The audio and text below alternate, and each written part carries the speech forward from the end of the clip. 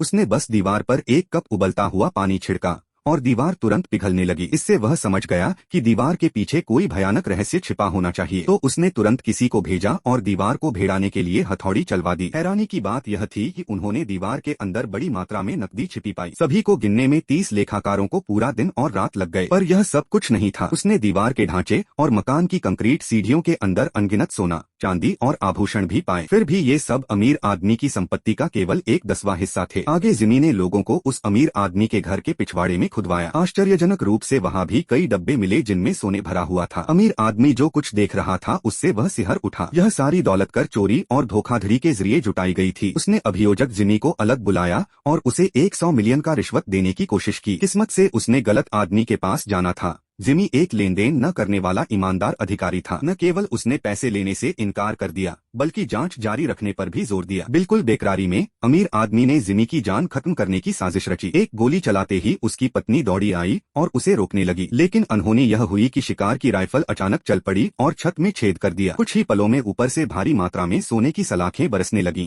जिससे सब हैरान रह गए। फिर भी जिमी को लग रहा था कि अमीर की संपत्ति इससे भी कहीं अधिक है, इसलिए उसने छत की ओर कुछ और गोलियां चलाईं और अचानक पूरा कमरा सोने की बारिश से भर गया। अब अमीर आदमी घबरा नहीं रहा। वह जल्दी से गाड़ी लेकर सरकारी इमारत की ओर भागा। वहाँ लगभग हर अधिकारी ने उसके गंदे पैसे ले रखे हुए थे, इसलिए उसे यकीन था कि वे उसकी मदद करेंगे। घटना की हलचल इतनी बड़ी थी कि प्रधानमंत्री तक भी चौकन्ना हो गए। नतीजा यह हुआ कि हर अधिकारी किसी भी तरह के फंसने के डर से उससे दूरी बना लेने लगा। अधिकारी नहीं मिल पाने पर अमीर आदमी ने अब गांव वालों को अपना आखिरी सहारा समझा। उसने हर गांव वाले को $10,000 दिए और उनसे कहा कि जिमी पर टूट पड़ो। इस समय जिमी खुद संभावित खतरे से अनजान था और अमीर के घर में संपत्ति जब्त करना जारी रखे हुए था। सैकड़ों लोगों की दिन रात मेहनत के बाद 3 दिनों और रातों में जब्त की गई संपत्ति अमीर आदमी की जेबें भर चुकी थी। उस अमीर आदमी का 3000 वर्ग मीटर का बंगला, वजन के हिसाब से ये संपत्ति कम से कम 50 टन तक थी। लेकिन अब बाहर गांव वाले भी हमला कर चुके थे। अगर जिमी इन गंदे पैसों को सरकारी जमा करने पर अड़ा रहता तो वह अमीर के घर से जिंदा बाहर नहीं निकल पाता। जिमी ने अपने अधीनस्थों को मुख्य द्वार की रक्षा करने का आदेश दिया